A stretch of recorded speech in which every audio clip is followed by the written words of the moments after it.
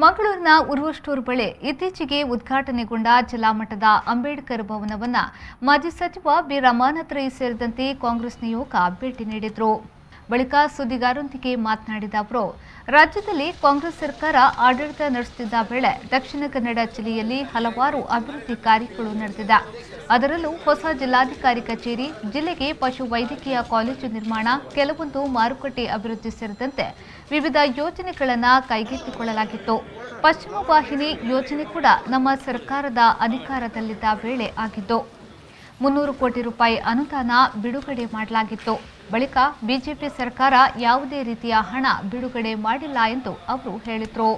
ಅಂಬೇಡ್ಕರ್ ಭವನ ನಿರ್ಮಾಣ ಸಮಯದಲ್ಲಿದ್ದಂತಹ ಜಿಲ್ಲೆಯ ಶಾಸಕರು ಸಚಿವರನ್ನ ಕಾರ್ಯಕ್ರಮಕ್ಕೆ ಕರೆಯುವುದು ಸಂಪ್ರದಾಯ.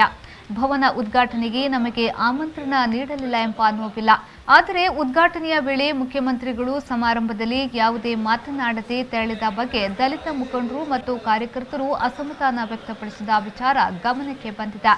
ಆ ಸಮುದಾಯಕ್ಕೆ ಗೌರವ ನೀಡಬೇಕಿತ್ತು. ದಲಿತ ಸಮುದಾಯ ಅಂಬೇಡ್ಕರಿಗೆ ಆದ ಅವಮಾನ ಪರೋಕ್ಷವಾಗಿ ನನಗೆ ಆದಂತೆ ಎಂದು ರಮಾನಾಥ್ ರೈ ಅವರು ಹೇಳಿದರು.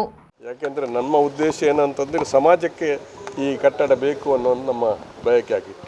ಆದರೆ ಇಲ್ಲಿ ನಾನು ಮಾಧ್ಯಮದ ಮೂಲಕ ತಿಳ್ಕೊಂಡೆ, ಪರಿಶಿಷ್ಟ ಸಮಾಜದ ಜನರನ್ನು ಅವರಿಗೆ ಕೊಡುವಂಥ ಗೌರವವನ್ನು ಕೊಟ್ಟಿಲ್ಲ ಅಂತೇಳಿ ಬರೋರಿಗೆ ನೋವಾಗಿದೆ.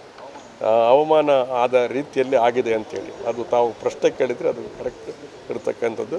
ಅವರಿಗೆ ಬಹುಶಃ ಈ ವೇದಿಕೆಯಲ್ಲಿ ಬರಲಿಕ್ಕೂ ಅವರಿಗೆ ಯಾರಿಗೂ ಕೂಡ ಅವಕಾಶ ಆಗಿಲ್ಲ. ಇವತ್ತು ಆ ಸಮುದಾಯಕ್ಕೆ ಸೇರಿದಂಥ ಜನರನ್ನು ಯಾರಿಗೂ ಕೂಡ ಸರಿಯಾದ ರೀತಿಯಲ್ಲಿ ಅವರಿಗೆ ಗೌರವಪೂರ್ವಕವಾಗಿ ಆಮಂತ್ರಣ ಮಾಡಿಲ್ಲ ಅಂಥೇಳಿ ಅವರಿಗೆಲ್ಲ ನೋವಿದೆ. ಅದಕ್ಕೆ ಅವರ ನೋವನ್ನು ಅವರು ವ್ಯಕ್ತಪಡಿಸಿದ್ದಾರೆ. ನನ್ನ ಮಾತನ್ನು ಹೇಳಿದಲ್ಲ, ನನಗೆ ಬೇಸರ ಅಲ್ಲ, ದಲಿತ ಸಮುದಾಯಕ್ಕೆ ಆದಂಥ ಬೇಸರ ಅದು ನನಗೂ ಆದ ಹಾಗೆ ಅವಮಾನ. ದಲಿತ ಸಮುದಾಯಕ್ಕೆ ಆಗುವ ಅವಮಾನ, ಅಂಬೇಡ್ಕರ್ ಆದ ಅವಮಾನ ಪರೋಕ್ಷವಾಗಿ ರಮಾನಾಥ್ ರೈ ಕೂಡ ಅದು ಬೇಸರ ಆಗಿದೆ ಅಂತ ಹೇಳೋದು.